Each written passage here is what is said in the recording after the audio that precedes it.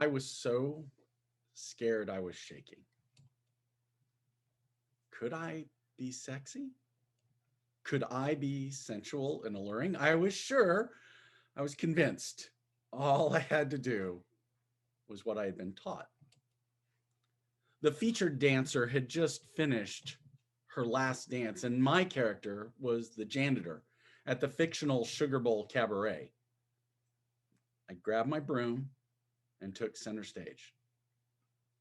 The other characters in the show came to the wings and started jeering and yelling my character. Clean the theater! Hurry up! I want to go home! Sweep the stage.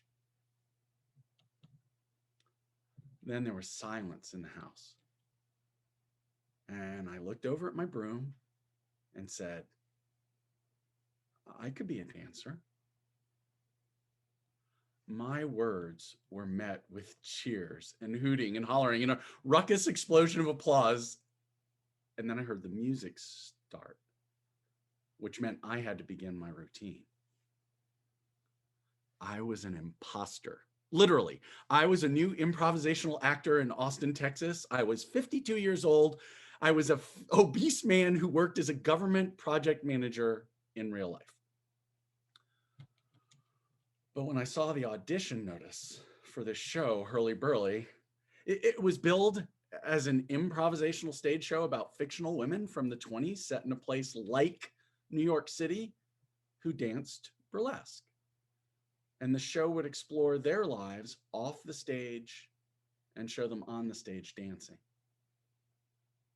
8 female performers would be cast as the stars of the show. And the directors wanted to cast 4 male performers in support roles. When I saw the casting notice, something in my brain clicked. I knew I had to audition.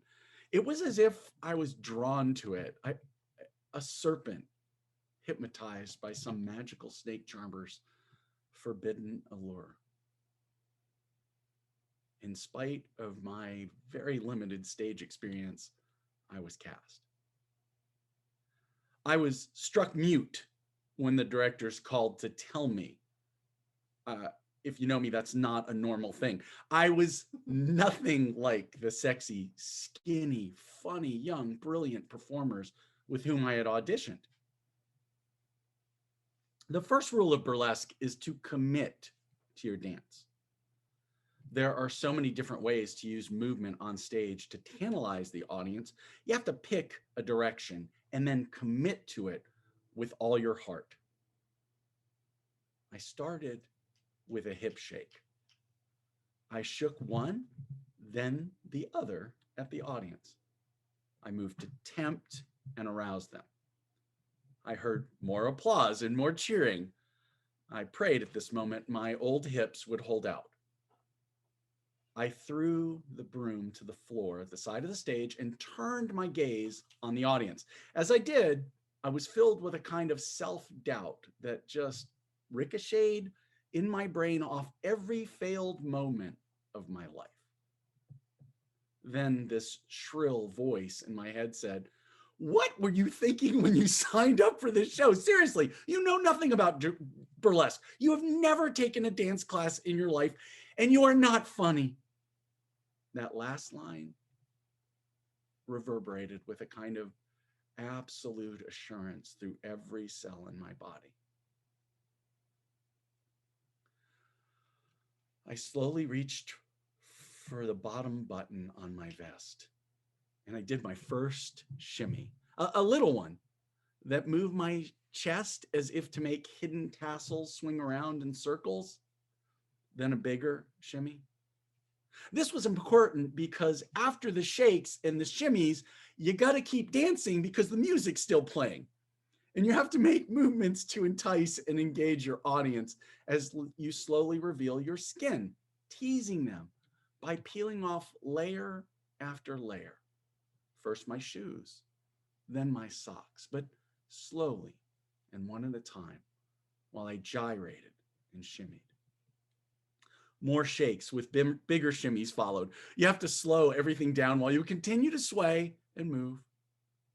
The second rule of burlesque is to command the audience with your presence. You look at them and you show them who you are, as if to say, they paid to see you and only you on stage that night. And no matter what, be brave. Of course, in my brain, a voice was screaming, they did not come to see you. They came to see one of the young, sexy, funny women in the cast. You were never supposed to do this. In rehearsals, when the director saw how captivated I was by the thought of learning burlesque, they said I could train with the other performers. The cast and the professional trainers were all encouraging, helpful, and so very supportive. I finished the last button on the vest and it came off. I threw it into the audience. I continued to dance with twirls and twists, shaking my hips all the while. I gave the audience my complete focus. You see, the focus tool says the audience wants you, and you know they do. You engage them and tease them as you flirt with your eyes, your face, your whole body. You make it personal. You make a promise to be scantily clothed at the end of the dance. And once started, there is no stopping until you fulfill that promise. With all the other dancers, the audience had showed love and support. For the women, the audience provided a kind of lust and passion and sexual desire through their unadulterated adulation. But I heard laughter. I saw the laughter on their face. They were cheering and encouraging, but they weren't titillated. They were amused. I was the clown.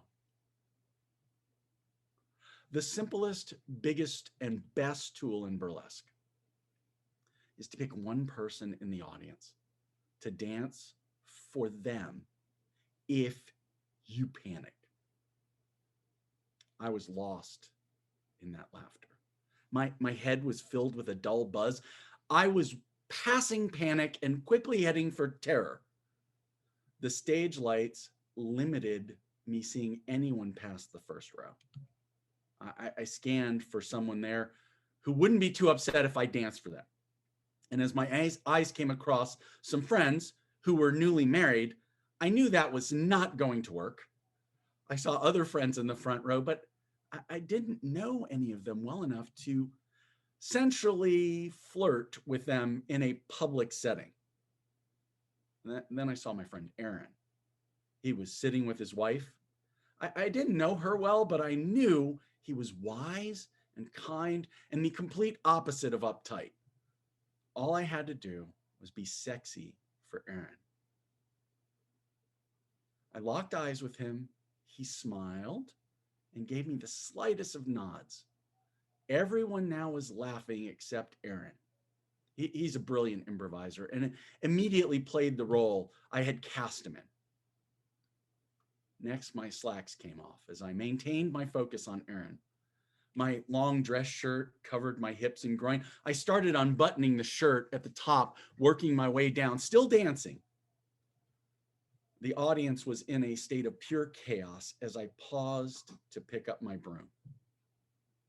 And I danced back to the middle of the stage with my shirt almost off, giving a little slide off and on. And I undid the last button, swinging it over my head and throwing the shirt toward Aaron. I was wearing nothing but a maroon G-string, holding the broom as I struck and held the same pose I had opened with as the lights snapped off and the audience exploded again in applause. One night, many years ago, I set out to be a sexy burlesque dancer. And for my friend, Aaron, that night, I was. For everyone else at the show, I was a funny actor playing a burlesque dancer. I remain very proud that I did both at the same time, and nothing I have done on stage since has been as frightening or rewarding in the same way. Thank you. Paul, I don't know where to start trying to unpick elements of that. I have to say the line for me that was then you said about the slacks came off. Just like, oh, slacks. Maybe there's a different kind of connotation in the States from here, but it Oh just no. feels really. What did I do there? What does No, that no, mean? nothing rude. It just conjures your granddad sort of Oh, trousers kind of thing. I'm old. Do you still have those same hips, by the way? I, I, I do. My wife got 3 hip surgeries a couple of years ago, and my bursa. I play ultimate frisbee football, and my bursa just recently started hurting. So she is the most supportive and loving person about my hips. She's like, no, we'll take care of you. It's going to be fine. Well, as Shakira would say, the hips don't lie, as you know. That's Um, the, I, Sugar Bowl Cabaret, Shimmy, Shake. I love the idea of your tassel. Can you give us a flavor? Can you actually act any of it out? I'm fascinated about the tassel idea. I mean, that's just.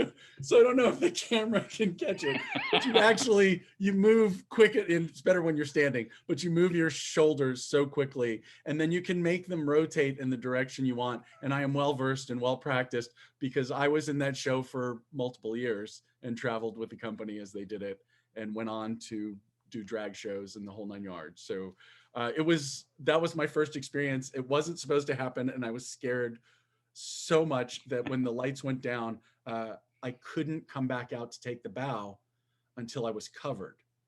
Anybody who's ever performed knows there's the character, and then there's you. And when you take a bow, you're taking the bow as you. I could not go back out with just a G-string on to take a bow. That was not happening. So the other dancers recognized what was happening in my head, and they covered me in some clothes and got me back out. Okay, I think I'm going to regret asking this, Gypsy Rose Lee, but are there photographs of this? Yes. At least for sure, the opening and last pose, yes.